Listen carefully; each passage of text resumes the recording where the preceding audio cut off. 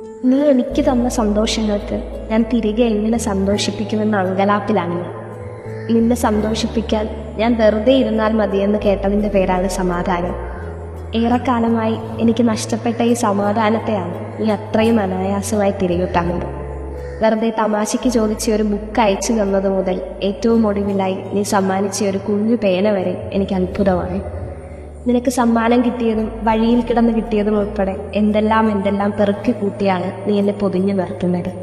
കുഞ്ഞു കുഞ്ഞു കാര്യങ്ങൾ തുന്നിച്ചേർത്താണ് ജീവിതം നെയ്തെടുക്കുന്നതെന്ന് നീയാണ് എന്നെ ഇടയ്ക്കിടെ ഓർമ്മിപ്പിക്കാറ്.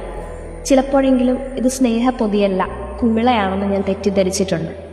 ഓരോ തവണ ഞാൻ പൊട്ടിക്കാൻ ശ്രമിക്കുമ്പോഴും നീ അതിലും ശക്തിയിൽ പൊതിഞ്ഞു നിന്നു. ഞാൻ എത്ര ശ്രമിച്ചിട്ടും പൊട്ടാനും തകരാനും നീ തയ്യാറായിരുന്നില്ല. ഏറ്റവും ഉച്ചത്തിൽ ഞാൻ കരഞ്ഞപ്പോഴൊക്കെ നീ അതിലും ഉച്ചത്തിൽ സ്നേഹിച്ചു. എൻ്റെ എല്ലാ അലർച്ചകളെയും പതർച്ചകളെയും നീ ശാന്തമാക്കി. എൻ്റെ എല്ലാ കണ്ണീരിലും നീ കാത്തു വീശി. എൻ്റെ എല്ലാ പുറത്താക്കലിലും കാത്തു നിന്നു. വാവ് കെട്ടിയ എല്ലാ മതിലിനപ്പുറവും നീ കൂട്ടിരുന്നു. ജീവിതം എല്ലാ കാലവും യൗവന തീക്ഷ്ണവും പ്രേമസുരഭിലവുമല്ലെന്ന ഉത്തമ ധാരണയുള്ളതുകൊണ്ട് ജീവിതത്തിൻ്റെയും നമ്മുടെയും നൈമിഷികതയെയും അനിശ്ചിതത്വത്തെയും ബഹുമാനിക്കുന്നതുകൊണ്ട് ടുഗദർ ഫോർ എവർ ഒന്നും എഴുതി ഭാരമേൽപ്പിക്കുന്നില്ല. ഇനി അങ്ങോട്ട് നീ എനിക്ക് ആരായാലും, ഞാൻ മരിച്ചു പോയാലും, പണ്ടൊരു ജനുവരി 12 മുതൽ ഇനിത് എഴുതും വരെ നീ എനിക്ക് അത്രമേ പ്രിയപ്പെട്ട മനുഷ്യനായതോർത്ത് ഞാൻ സന്തോഷം കൊണ്ട് നിറയും.